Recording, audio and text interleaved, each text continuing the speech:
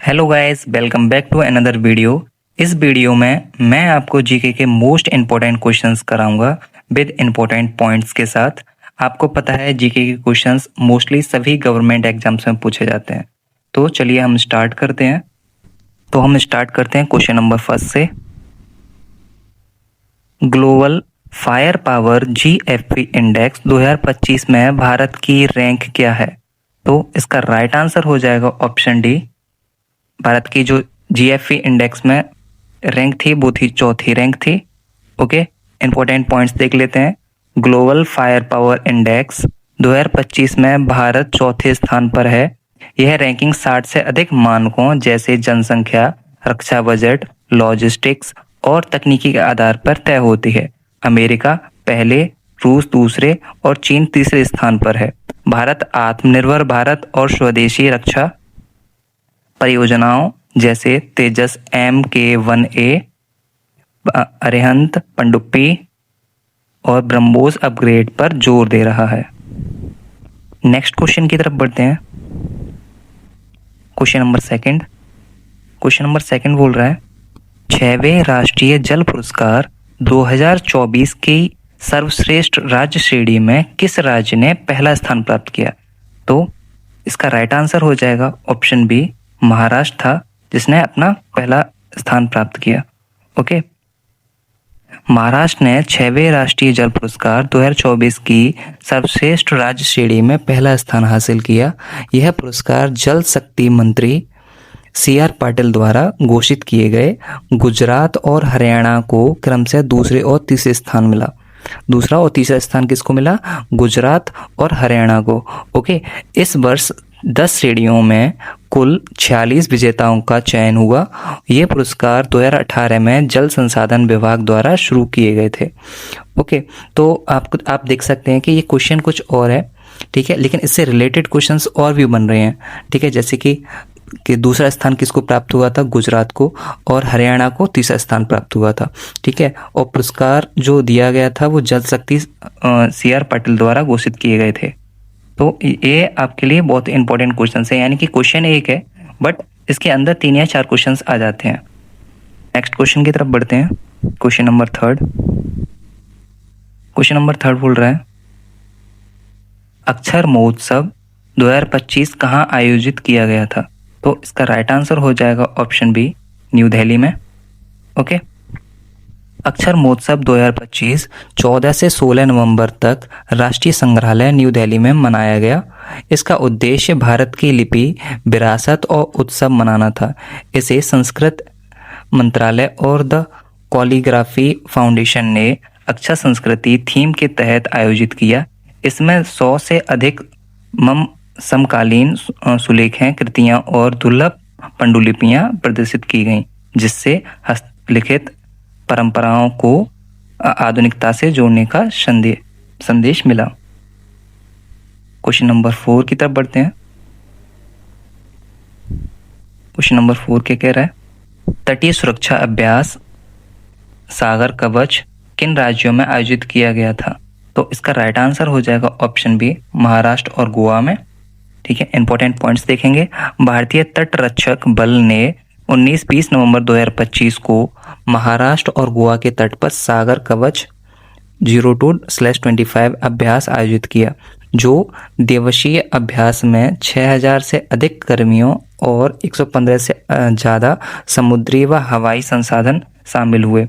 इसका उद्देश्य तटीय सुरक्षा को मजबूत करना, एजेंसियों के बीच समन्वय और संचार को बेहतर बनाना था। क्वेश्चन नंबर 5 की तरफ बढ़ते हैं। क्वेश्चन नंबर 5 क्या बोल रहा है? किस संगठन ने सिद्धि 2.0 scientific innovation in drug development, health care and integration की शुरुआत की है? तो इसका राइट आंसर हो जाएगा option D, central council for research and in Ayurvedic sciences ने, ठीक है। इंपॉर्टेंट पॉइंट देखते हैं। Central council of research in Ayurvedic sciences CCRAS Ayush मंत्रालय ने विजयवाड़ा में सिद्धि 2.0 लॉन्च किया। सिद्धि का अर्थ है scientific innovation in drug development, health care and integration. यह 2 दिवसीय राष्ट्रीय सम्मेलन RARI और CII द्वारा आयोजित किया गया। इसका उद्देश्य आयुर्वेद में नवाचार, स्टार्टअप्स, साझेदारी और वैश्विक गुणवत्ता मानकों को बढ़ावा देना है।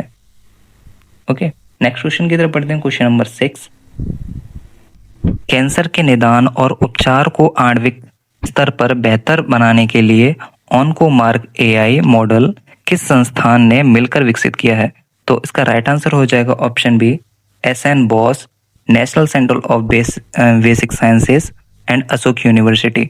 ओके, इंपॉर्टेंट पॉइंट्स हैं। भारतीय वैज्ञानिकों ने कैंसर के निदान और उपचार को आणविक स्तर पर बेहतर बनाने के लिए ऑन्कोमार्क नामक एक नया एआई टूल विकसित किया है।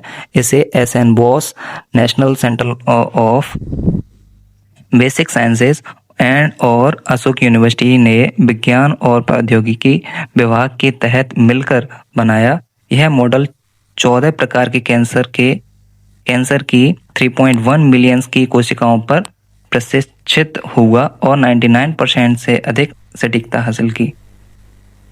नेक्स्ट क्वेश्चन की तरफ बढ़ते हैं। क्वेश्चन नंबर 7 बोल रहा है, साल 2025 में world athlete of the year पुरुष का खिताब किसे मिला? तो इसका राइट आंसर हो जाएगा ऑप्शन बी, आर्मंड डुप्लास्टिस।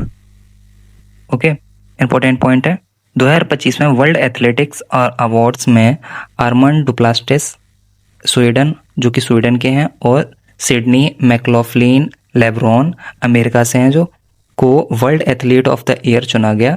डुप्लास्टिस ने पुरुष पोल वाल्ट का वर्ल्ड रिकॉर्ड 4 बार तोड़ा और सभी 16 प्रतियोगिताएं जीती। वे लगातार 2 साल एक ही इवेंट में अजय रहने वाले पहले पुरुष पोल वाल्टर बने। ओके, नेक्स्ट क्वेश्चन की तरफ बढ़ते हैं। क्वेश्चन नंबर 8, भारतीय डाक विभाग द्वारा भारत में डिजिटल एड्रेसिंग सिस्टम बनाने के लिए प्रस्तावित पहल का नाम क्या है? तो इसका राइट आंसर हो जाएगा option B, Dhruva. Okay, important point देखते हैं। डाक विभाग ने पोस्ट ऑफिस एक्ट 2023 के तहत digital hub of reference and unique virtual address Dhruva शुरू करने का प्रस्ताव रखा है। यह पहल पूरे भारत में एक मानकीकृत, इंटरऑपरेबल और जियो कोडेड डिजिटल पता प्रणाली तैयार करेगी, जिससे ई गवर्नेंस, ऑनलाइन व्यापार, शहरी नियोजन और आपातकालीन सेवाओं को बेहतर बनाया जा सकेगा। ओके, क्वेश्चन नंबर 9 की तरफ बढ़ते हैं। कुछ reciprocal exchange of logistic support Bharat और किस देश के बीच एक सैन्य लॉजिस्टिक साझा करने वाला समझौता है? तो इसका राइट आंसर हो जाएगा ऑप्शन बी, रूस।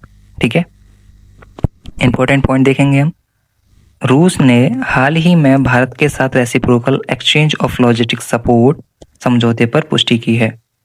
फरवरी 2025 में हस्ताक्षरित यह समझौता दोनों देशों की सेनाओं को एक दूसरे के ठिकानों, बंदरगाहों और सुविधाओं का उपयोग ईंधन आपूर्ति, मरम्मत और रखरखाव के लिए करने की अनुमति देता है।